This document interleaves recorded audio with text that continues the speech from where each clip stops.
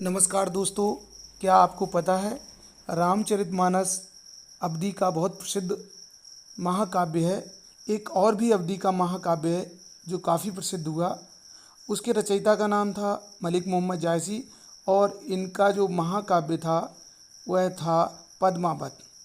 दोस्तों, आज हम लोग बात करेंगे मलिक मोहम्मद जायसी के जीवन के बारे में, उनकी रचनाओं के बारे में, उनकी काव्यगत विशेषताओं के बारे में और हिंदी साहित्य में उनका क्या महत्व है।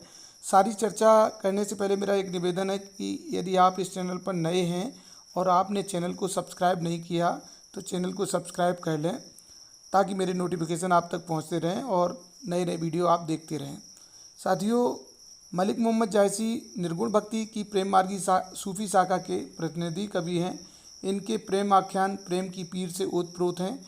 हिंदी साहित्य के सच्चे साधक जायसी प्रेम काव्य में सदैव दिवाकर की भांति दमकते रहेंगे। जायसी का जन्म सन 1492 ईस्वी के लगभग हुआ। क्यों वैसे इनके जन्म स्थान एवं जन्म तिथि के बारे में सभी विद्वानों का एक मत नहीं है। इनके काव्य ग्रंथों के आधार पर भव अवतार मोर नौसदी से जायसी का जन्म नवसदी भी माना गया है। इनके जन्म के समय भयंकर भूचाल आया था, उसी समय सूर्य ग्रहण पड़ा था। इसके बारे में उन्होंने स्वयं लिखा है कि आवत उधर चार विधि ठाना, भा भूकंप जगत अकुलाना। कुछ विद्वान इनका जन्म रायबरेली के पास जायस नगर और अन्य गाजीपुर मानते हैं। जायसी ने स्वयं भी जायस नगर, मोर स्थानु, नगरक गांव आदि उद्यानों स्वीकार किया है। जायसी के पिता का नाम था मलिक राजे अशरफ। इनके माता पिता जायस के कंचाने मोहल्ले में रहते थे। माता पिता की मृत्यु के हो जाने के कारण ये साधुओं और फकीरों के साथ रहने लगे।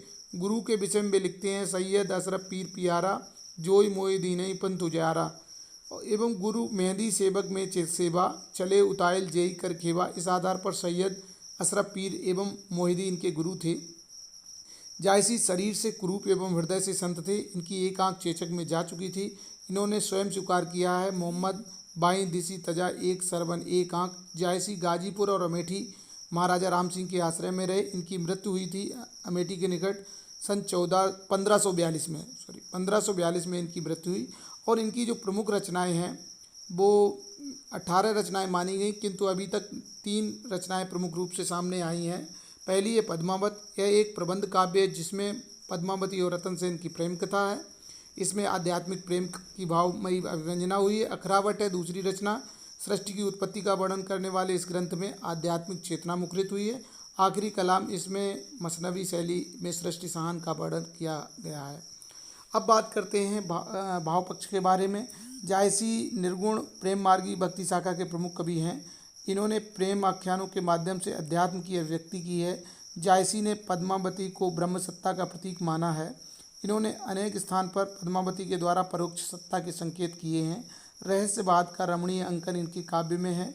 इन्होंने लौकिक प्रेम द्वारा अलौकिक प्रेम की अभिव्यंजना की है। आत्मा प्रेम की पीर में व्याकुल रहकर परमात्मा से मिलने को आतुर रहती है। जायसी का विरह वर्णन अद्वितीय है। प्रकृति के दीप, वन, उपवन, नदी आदि के वर्णन में कवि भावुक को उठता है। इनके काव्य में यद्यपि सभी रसों का परिपाक हुआ है, किंतु श्रृंगार और शांत रस प्रमुख रूप से हैं। और श्रृंगार में भी वियोग पक्ष के ये बड़े कवि हुए हैं। साथियों, इसके बाद हम बात करेंगे इनके कला पक्ष के बारे में। लेकिन एक बात ये है कि ये जो इनकी रचनाएं हैं उनमें सर्वश्रेष्ठ रचना पद्मावत है, जिसके आधार पर ही इनका आकलन प्रमुख रूप से किया जाता है।